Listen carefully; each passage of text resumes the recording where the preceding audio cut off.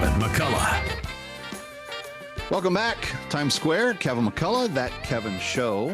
And I don't know if you've noticed, but when you have someone like Elon Musk kind of running around the White House and he's got kids on every arm, and you hear and you see kind of the difference in the political perspectives of the two sides.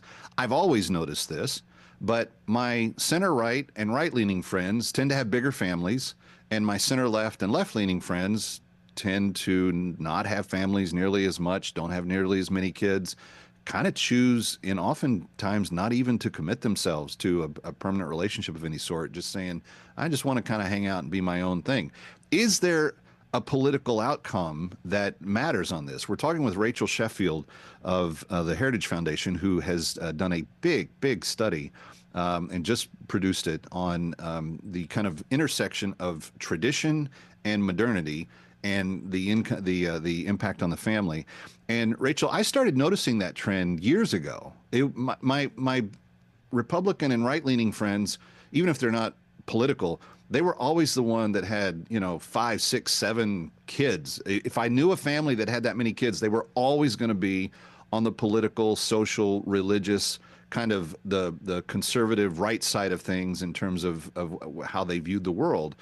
And on the other hand, here in New York, my left of center friends, half of them say, I don't think I ever want kids. Like, it's not. What does making a family have to do with me making as much money as I can and being as happy as I want to be, and I just want to travel and do the other stuff? There really is a worldview that's kind of attached to this to these outcomes, and it really does center on kind of how important they see family being.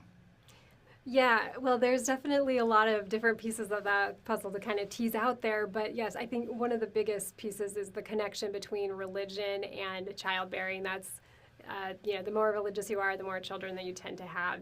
And so that's definitely, that drives a lot of behavior, just kind of the perspective and on that. One thing that is interesting, though, and kind of a flip to that side, is that even even people who are liberal, they tend to among the college educated, they tend to get married still before having children, right? So they order it, they get married, they have children. They know that link there is important. However, in the United States, and I think particularly on the left, but even so on the right, that there's kind of this unwillingness to talk about the fact that getting married is important for the well-being and the stability of the family. So to some degree, I would say we need more people who are on the left and who do understand that it's important to get married before having children to talk about that. And it's hard to point to people to say this is the right thing to do, though, when all of your professional athletes, Hollywood actresses and actors, big time celebrities, now social media influencers and others kind of don't do it that way. They say, well, I'm with someone. Oh, oops, we got pregnant. I guess we'll get married. And it really is kind of the absence of a consistent worldview that kind of puts them in that situation. But to your point, the lack of a marriage, it's not just the emotional safety net that it's providing, but it's the financial, it's the physical security of a father being in a household with the children that are his. There's all kinds of other things that kind of play into that. Yeah, absolutely. Marriage is tied, being raised in a married parent family is tied to better education outcomes. Children are far less likely to be poor if they're raised by their married parents, and less likely to experience delinquency, and on and on. But as you say, the culture really is not. It doesn't. We don't have those social infrastructures to kind of. It doesn't encourage it. We do the real quickly. Just 1 minute left. I want to get to this. Is there any hope in what you've discovered in this study? Are there any positive trends? Is there anything moving in the direction that we want it to be in? And if not, are there solutions from what you've looked at that we could possibly implement?